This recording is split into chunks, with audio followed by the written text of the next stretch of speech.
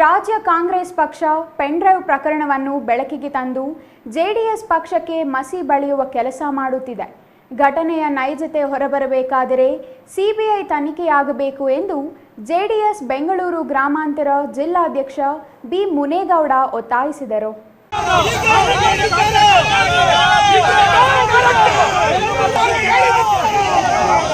ದೊಡ್ಡಬಳ್ಳಾಪುರ ನಗರದ ಅಂಬೇಡ್ಕರ್ ವೃತ್ತದ ಬಳಿ ಪೆನ್ ಡ್ರೈವ್ ಘಟನೆ ಪ್ರಕರಣವನ್ನು ಸಿಬಿಐ ತನಿಖೆಗೆ ಒಳಪಡಿಸುವಂತೆ ಆಗ್ರಹಿಸಿ ಜಿಲ್ಲಾ ಜೆಡಿಎಸ್ ಘಟಕದಿಂದ ಬುಧವಾರ ಹಮ್ಮಿಕೊಂಡಿದ್ದ ಪ್ರತಿಭಟನೆಯಲ್ಲಿ ಮಾತನಾಡಿದ ಅವರು, ಇಂದು ಪ್ರಜಾಪ್ರಭುತ್ವದ ವ್ಯವಸ್ಥೆಯೇ ತಲೆ ತಗ್ಗಿಸುವ ಕೆಲಸವನ್ನು ಕಾಂಗ್ರೆಸ್ ಮಾಡಲು ಹೊರಟಿದೆ ಎಂದು ಆರೋಪಿಸಿದರು. ರಾಜ್ಯ ಸರ್ಕಾರ ಪೆನ್ ಡ್ರೈವ್ ಪ್ರಕರಣವನ್ನು ಎಸ್ಐಟಿ ತನಿಖೆಗೆ ವಹಿಸಿದೆ.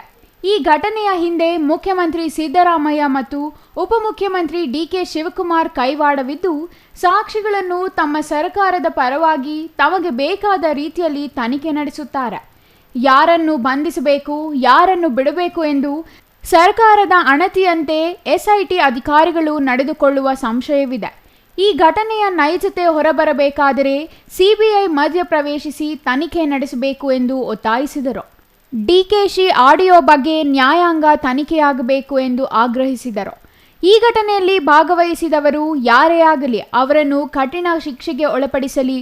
ಅದು ಬಿಟ್ಟು ವಿನಾಕಾರಣ ಸಂತ್ರಸ್ತ ಮಹಿಳೆಯನ್ನು ಬೀದಿಗೆ ತಂದು ಅವಮಾನ ಮಾಡಲು ಹೊರಟಿದ್ದು ಮಹಿಳೆಯರಿಗೆ ಸರ್ಕಾರ ಮಾಡಿದ ಅವಮಾನವಾಗಿದೆ.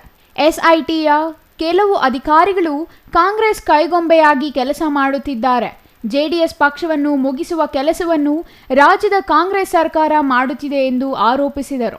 ಭಯ ಬಿದ್ದಿವತ್ತು ಕಾಂಗ್ರೆಸ್ ಏನಾದರೂ ಉನ್ನಾರ ಮಾಡಿ ಇವತ್ತು ಜೆಡಿಎಸ್ಸನ್ನು ತುಳಿಬೇಕು ಅನ್ನೋದು ಉದ್ದೇಶ ಇಟ್ಕೊಂಡು ಇವತ್ತು ಪೆನ್ ಡ್ರೈವ್ ಅನ್ನೋದನ್ನು ಸೃಷ್ಟಿ ಮಾಡಿ, ಯಾಕೆಂದರೆ ಪೆನ್ ಡ್ರೈವ್ ಸೃಷ್ಟಿ ಮಾಡೋದಕ್ಕೆ ನಮ್ಮ ಡಿ ಕೆ ಶಿವಕುಮಾರ್ ಎತ್ತಿದ ಕೈ ಅನ್ನೋದು. ಯಾಕೆಂದರೆ ಹಿಂದಿನಿಂದ ಬೆಳೆದಿರೋಂಥ ಅವರ ಹಿಂದಿನಿಂದ ಬೆಳೆದಿರೋಂಥದ್ದು ಎಲ್ರಿಗೂ ಗೊತ್ತಿರೋವಂಥದ್ದು ಅವ್ರು ಏನೇನು ಮಾಡಿದ್ದಾರೆ ಅಂತ.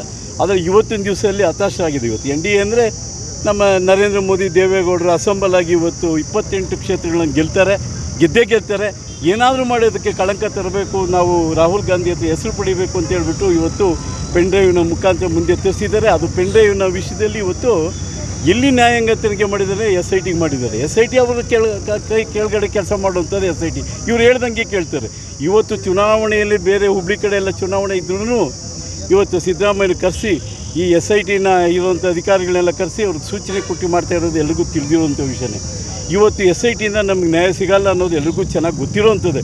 ಆದರೆ ಇದನ್ನು ಸಿ ಬಿ ಐಗೆ ಎನ್ಕ್ವೈರಿ ಮಾಡಬೇಕು, ಇಲ್ಲ ಅಂದರೆ ಉನ್ನತವಾದ ಒಂದು ಮ್ಯಾಜಿಸ್ಟ್ರೇಟನ್ನು ಇವತ್ತು ನೇಮಕ ಮಾಡಿ ಅವ್ರ ಮುಖಾಂತರ ಇದನ್ನು ನ್ಯಾಯ ದೊರಕಿಸ್ಕೊಡ್ಬೇಕು ಅಂತ ನಮ್ಮ ಒತ್ತಾಯ. ಇವತ್ತು ನಮ್ಮ ಜಿಲ್ಲೆಯಲ್ಲಿ ಇವಾಗ ಈಗಾಗಲೇ ದೇವನಹಳ್ಳಿ, ದೊಡ್ಡಬಳ್ಳಾಪುರ, ಹೊಸಕೋಟೆಯಲ್ಲಿ, ಇವತ್ತು ನೆಲಮಂಗಲದಲ್ಲೆಲ್ಲ ಒಂದೇ ದಿನ ಇವತ್ತು ನಾವು ಅವ್ರ ಮೇಲೆ ಧಿಕ್ಕಾರ ಕೂಗ್ತಾ ಇದ್ದೀವಿ.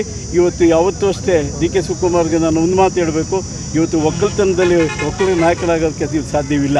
ಇಂಥ ಚೇಷ್ಟೆ ಮಾಡಿರೋ ಒಕ್ಕಲ ನಾಯಕನಾಗ್ತಾನ. Mahesh, CTV news, Doddaballapura.